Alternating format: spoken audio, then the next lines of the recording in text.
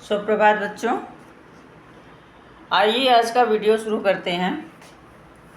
रस छंद आपने पढ़ लिया, संधि समास पढ़ लिया, विराम चिन्ह पढ़ लिया। अब आइए आज नया चैप्टर शुरू करते हैं, अलंकार। क्या नाम है चैप्टर का? अलंकार। अलंकार में हम वही प्रश्न बताएंगे जो आपकी प्रतियोगी परीक्षाओं के अंतर्गत आते हैं। और सबसे पहले ये जान लेते हैं कि अलंकार क्या होता है। अलंकार काव्य का आभूषण है, मतलब गहना। जिनसे काव्य की शोभा बढ़ती है उन्हें हम क्या कहते हैं?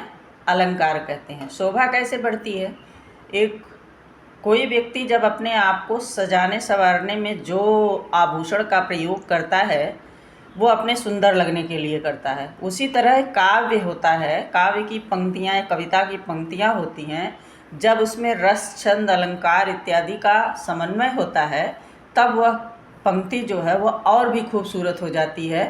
तो इसीलिए कहा गया कि काव्य की शोभा बढ़ाने वाले शब्दों को अलंकार कहते हैं। और ये आभूषण है, काव्य का गहना, जिससे ये सजता संवरता है। क्या?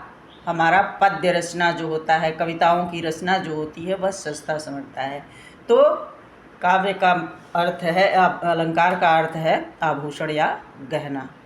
जो काव्य की शोभा बढ़ाते हैं उन्हें हम अलंकार कहते हैं। ये तो रही परिभाषा इसकी।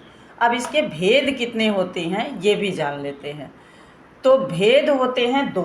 कितने होते हैं? दो। अलंकार के दो भेद होते हैं। पहला क्या होता है? शब्दालंकार। और दूसरा क्या होता है? अर्थालंकार। अब ये जो शब्दा और अर्थालंकार है, इसके भी कई भेद होते हैं। अब ये भेद, अलंकार हो गया दादा और इसके दो बच्चे शब्दालंकार और अर्थालंकार। अब शब्दालंकार के कितने बच्चे हैं?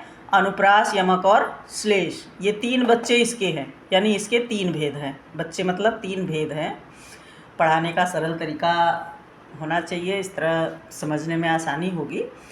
तो आपको शब्दालंकार, जो कि अलंकार की परिभाषा का पहला भेद है, वो है शब्दालंकार। शब्दालंकार के तीन भेद, अनुप्रास, यमक और श्लेष। कौन कौन से? अनुप्रास, यमक, श्लेष। ये तो तीन रहा शब्दालंकार की भेद, प्रभेद। अलंकार का प्रभेद कहलाएगा, शब्दालंकार का भेद कहलाएगा। अलंकार अगर दादा है तो शब्दालंकार पिता है, और अनुप्रास, यमक, तीन, श्लेष और इसके तीन बच्चे हैं। तो आइए सबसे पहले इसके बारे में जान लेते हैं। बोर्ड हमारा छोटा है। अर्थालंकार के 6 भेद होते हैं, तो ये मैं अभी लिख नहीं पाऊँगी, इस पर अगले क्वेश्चन में बताऊँगी। तो आइए सबसे पहले ये क्वेश्चन देख लेते हैं अब कि सारंग ले सारंग चल गई सारंग की ओट, सारंग झीनो पाई के सारंग कह गई चोट।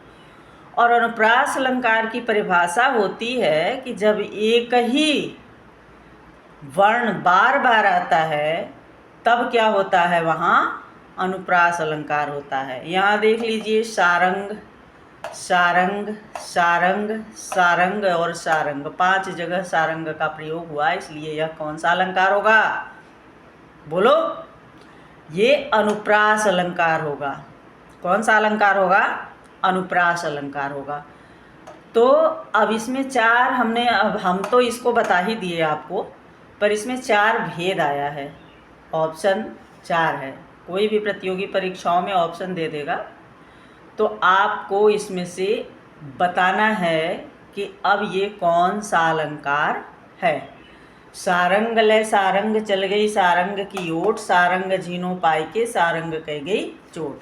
क्वेश्चन बना कि उपयुक्त पद्य में कौन सा अलंकार है? उपयुक्त पद्य में कौन सा अलंकार है?